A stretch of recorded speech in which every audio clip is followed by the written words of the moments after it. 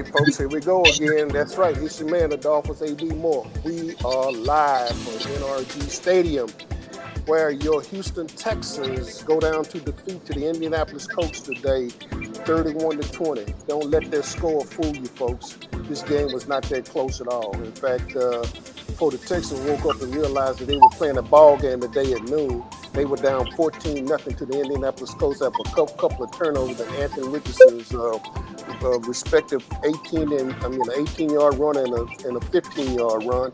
But you know what? That's why they keep playing it week after week. So before we get started, before I bring my guy Elwin on the road in, and he's speeding down the highway, and I hope the highway patrolman will let him just go by real easy, especially when he get up in the Shepherd. Let's hear from our sponsor real quick, and then we're gonna dig into this contest and figure out what happened to the Texans today.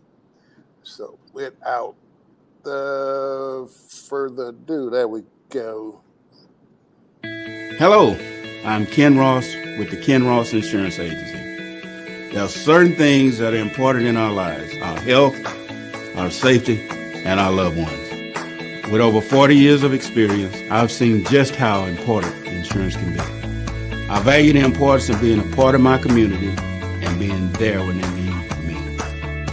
Insurance is important everywhere, but being here in South Texas, it is absolutely essential. From flood, home, auto, and life insurance, let the Ken Ross Agency be your agency of choice.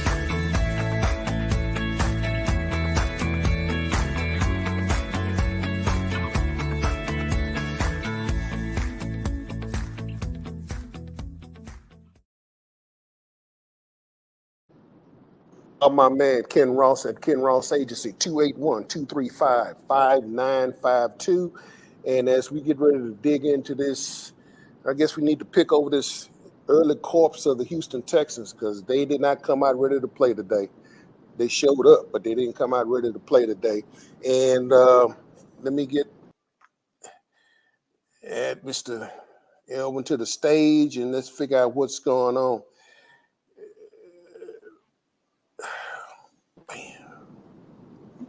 There he is. He just popped up on the screen. All right, Elwin. Your quick comments on this cadaver that we have to call the Houston Texans today. Elwin, can you hear me? Well, it was very disappointing, AD, because it did not look like to begin the game the Texans were prepared to start the game. They did show up later in the game, but that first quarter, it was like they weren't even there. And that was extremely disappointing, particularly on defense. Now, offensively, I thought they showed some flashes in the first half and then got it together in the second half. But especially being defensive-minded like D'Amico Ryans is, I know, and you could tell by the tone of his voice in that post-game interview, he is extremely disappointed that these guys can't get it together defensively. Yeah, it goes without saying. In fact, let's go ahead and let Coach question I had put the coach in, particularly because you only had 1/5 of the starting offensive. Well, you only had 1/5 of what we projected the starting offensive line that would have been at the start of the season that went to training camp. So let's let Coach Ryan just go ahead and question I put to him about being handicapped, with this line.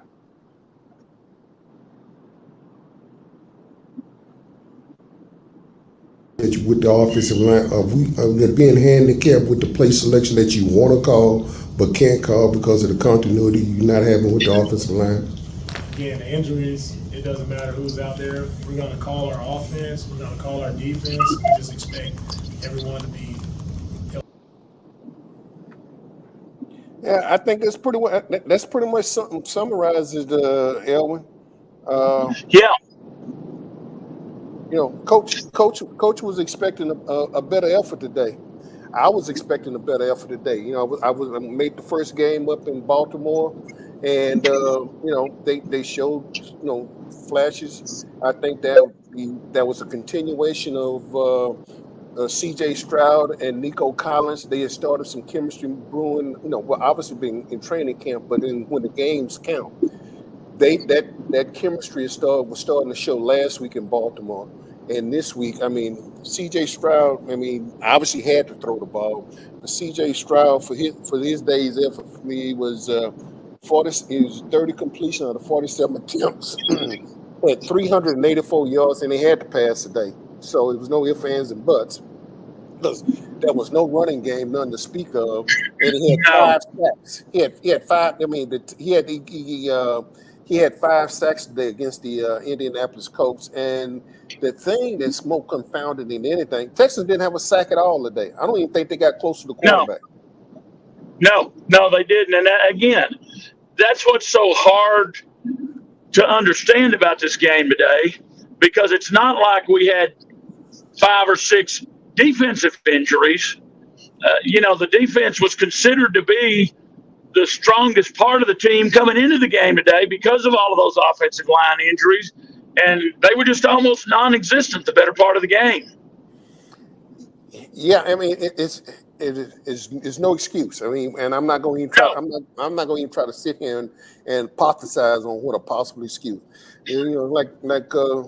Like D'Amico Ryan said today, we expect whoever's out there, next man up. I know you hear that. That's cliche, but you know what? Everybody's going to get a paycheck tomorrow. They're going to get a direct deposit tomorrow. And so regardless of the amount of money that they have expended on the offensive line, obviously Titus is out.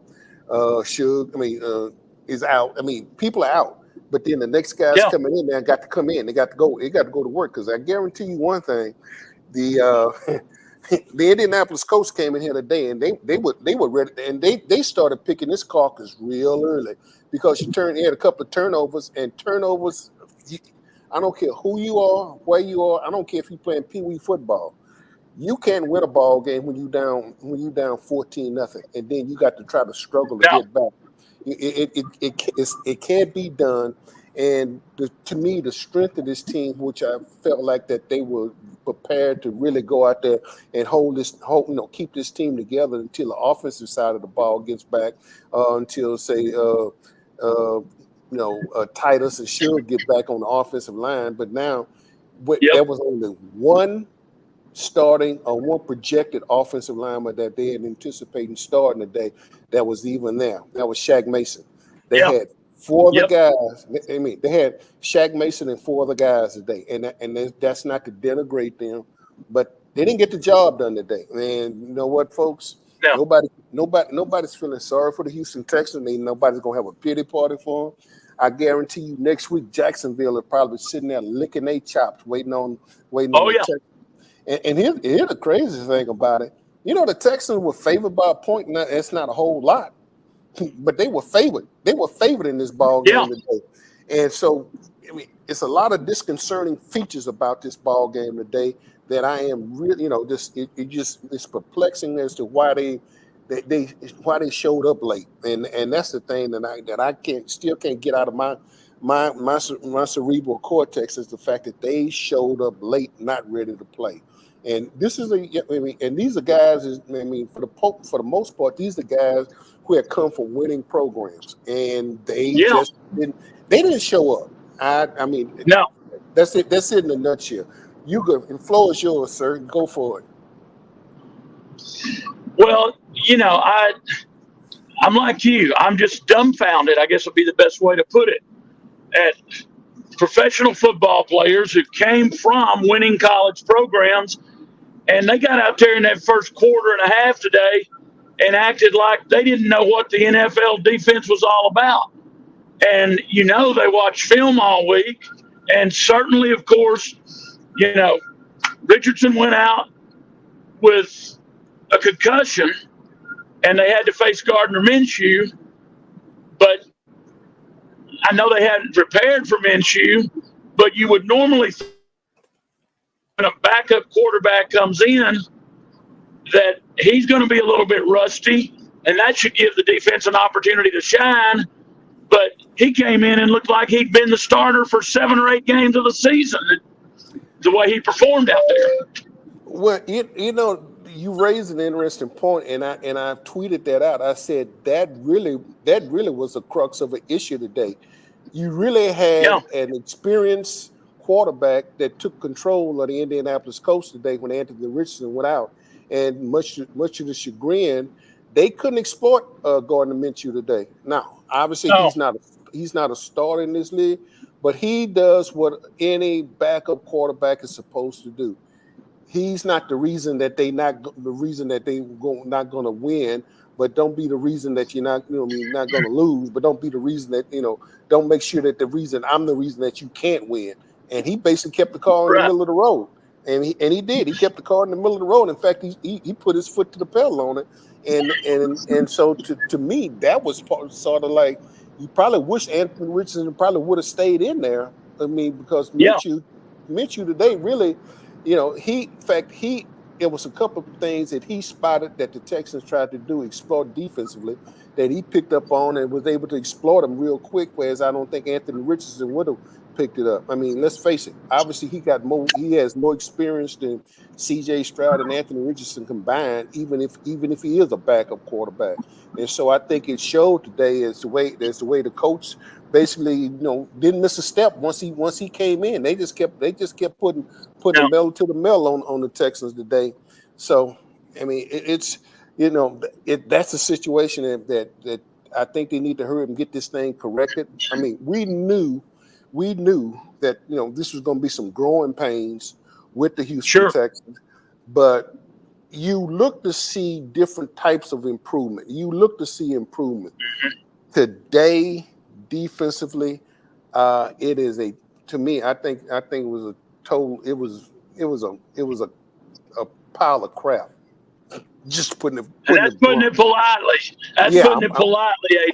The thing that was most disappointing to me when Richardson went out and Minshew came in, as you know, in most cases, even if it is a veteran quarterback that's your backup that has started in the league before, normally the team will, for lack of a better term, dumb the offense down a little bit and keep it simple. But they didn't change a blooming thing. I mean, they kept throwing deep passes, 15, 20, 25-yard gains that Minshew was hitting wide open receivers. And to me, that's the biggest disappointment about this defense. It was almost just like they were just going through the motions.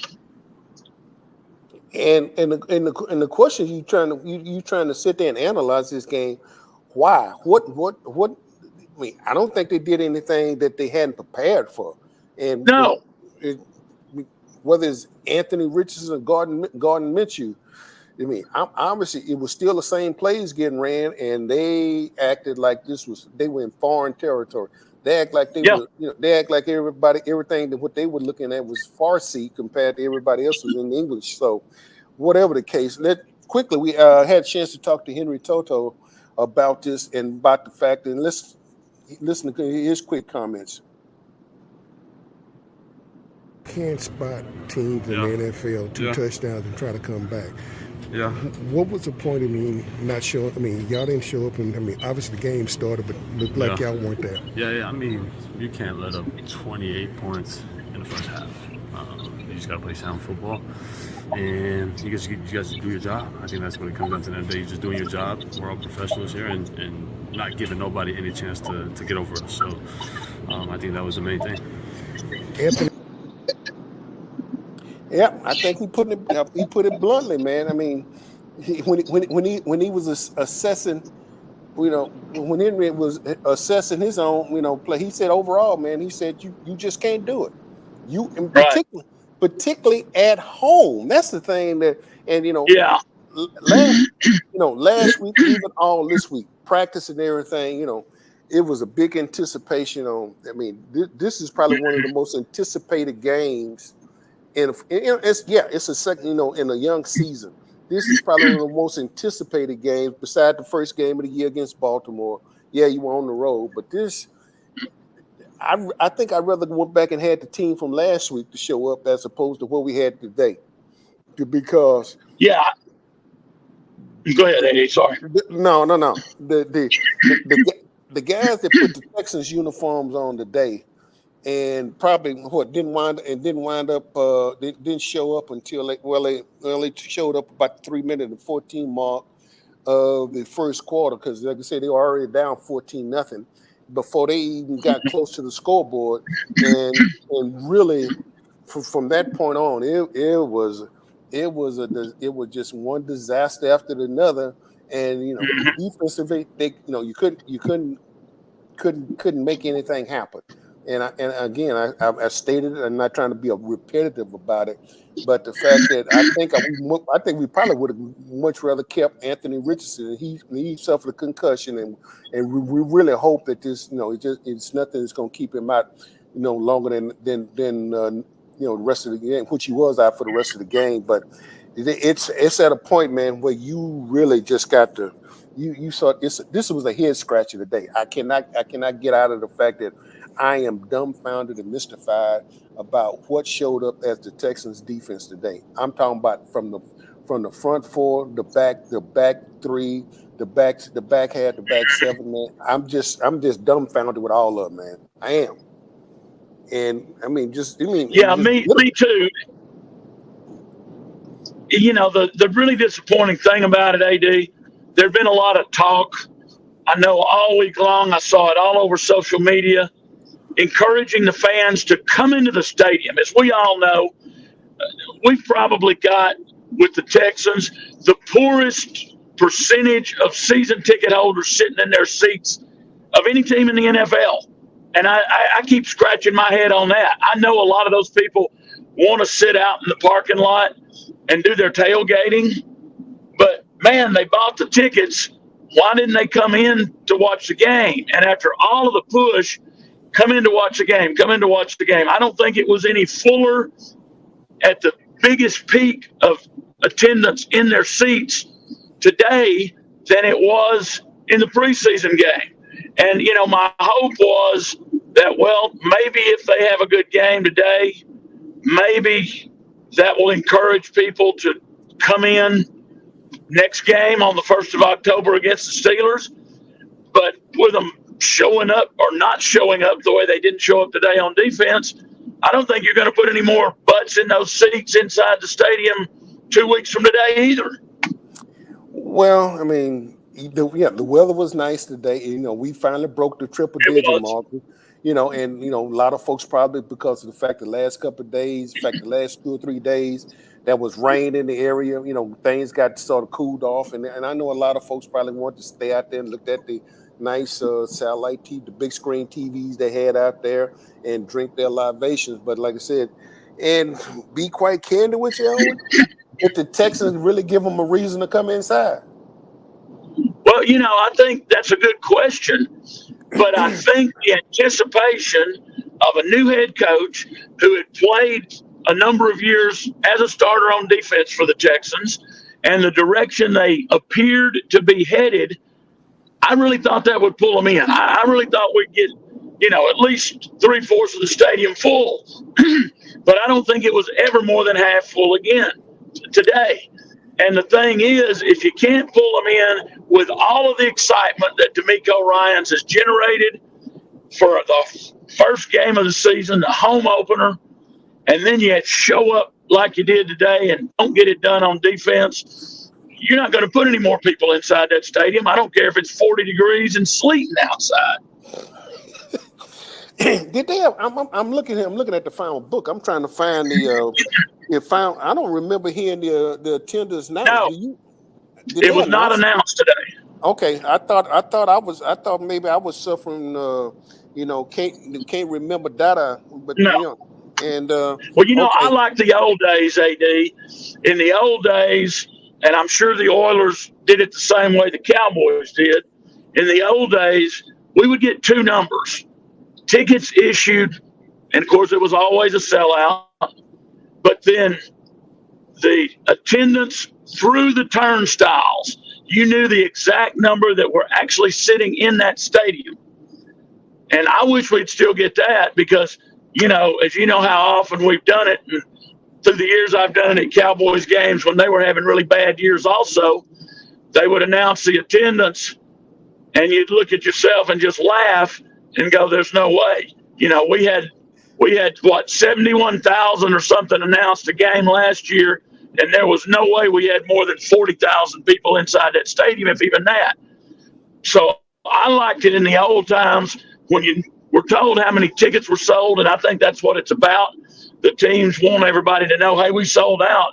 So let's just give this number that's a sellout or close to it instead of counting the clicks that come through the turnstiles. But, it's just disappointing when you see a stadium half full in the regular season in an NFL game. Well, I found the paid attendance on the paid attendance today. Okay. 71,159, and I'm willing to bet you that maybe 55% of that might have been inside the stadium at best at any one given time. But anyway, it was between 50 and 55%. Yeah. Before we get ready to cut you loose, because I know you heading back up to East Texas. Let's hear from my sponsor again, and then folks, be prepared because Chris Gardner and the rest of the guys on Folks Talking Sports on the Houston Roundball YouTube channel will be ready to kick in at 6 o'clock. I'll be cutting it loose at 6. Elwin will be just moseying on down the road, trying to get back to get back home in Gilmer and everything. So. Without further ado, let's go ahead and let's get this last spot in for our sponsor, and then we'll come back, wrap it up. Let Elvin go ahead and speed on down the road. Hello, I'm Ken Ross with the Ken Ross Insurance Agency. There are certain things that are important in our lives: our health, our safety, and our loved ones. With over 40 years of experience, I've seen just how important insurance can be. I value the importance of being a part of my community and being there when they need me. Insurance is important everywhere, but being here in South Texas, it is absolutely essential. From flood, home, auto, and life insurance, let the Ken Ross Agency be your agency of choice.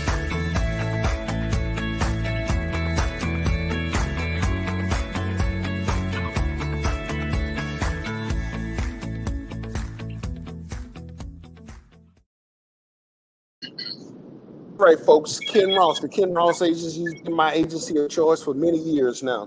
281-235-5952. Give them a call. Tell them AD sent you.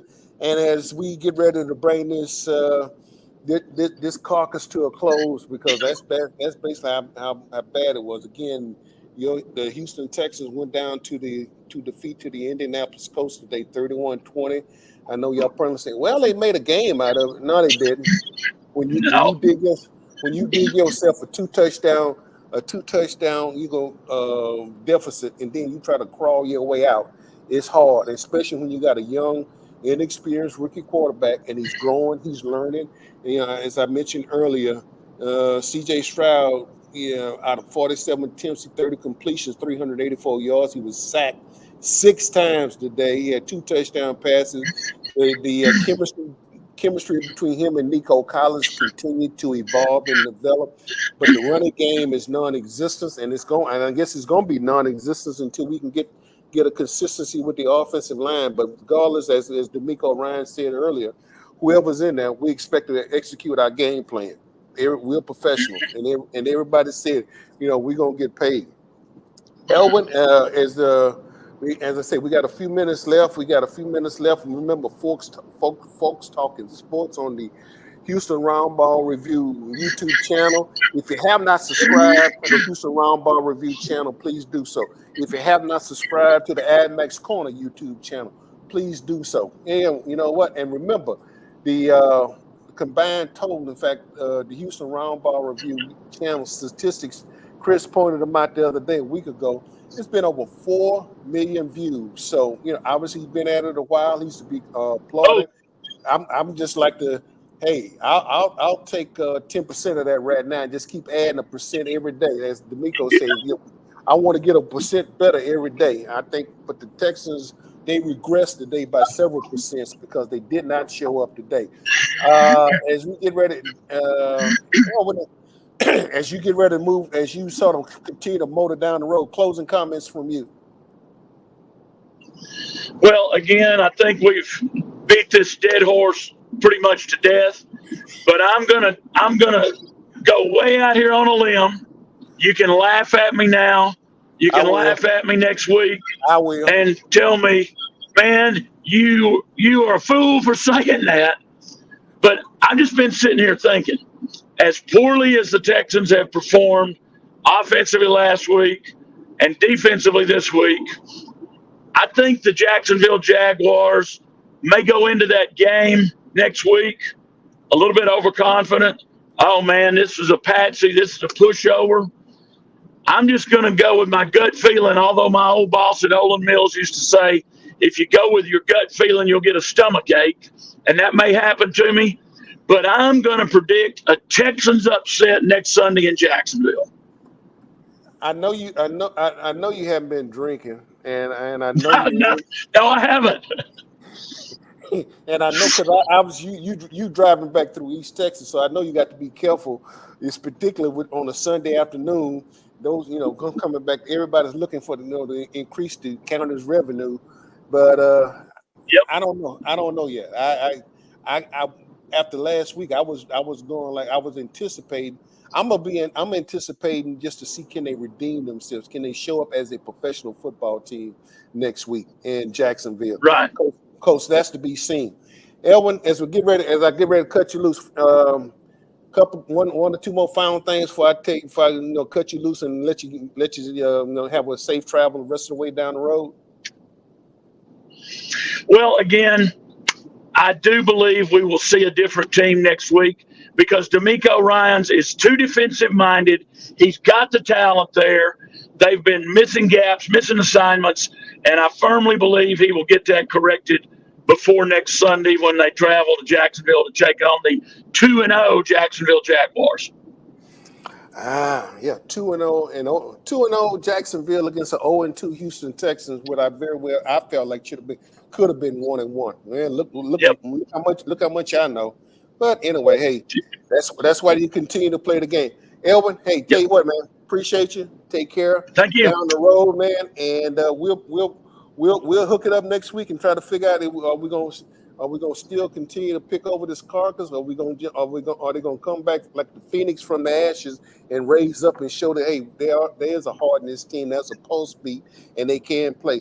But in the meantime, player, hey, be careful down the road, and I'll be in contact with you later on. Thank you again. All right, buddy. Thanks. Have a good week.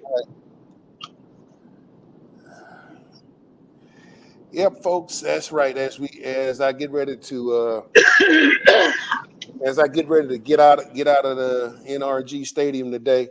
Well, again, let me thank those of y'all that showed up, those that listened and probably gonna be watching it in about that's listening. You can go look at the program, still go back to the YouTube channel, whether the AdMax Corner YouTube channel or the Houston Roundball Review. Those of y'all looking for Chris Gardner and the rest of the guys, Andy Yanez and Willie Gibson, they'll be coming up in about a minute or so. And in between a minute or so, in fact, a minute and 10 seconds, I'll be ready to sign off and say thank you. Again, thank you to the sponsor. Don't remember the Ken Ross Agency, 281-235-5952. Make my agent your agent. And as, again, final score from NRG Stadium, the Houston Texans go down to a horrible, a very disheartening performance this afternoon, 31-20.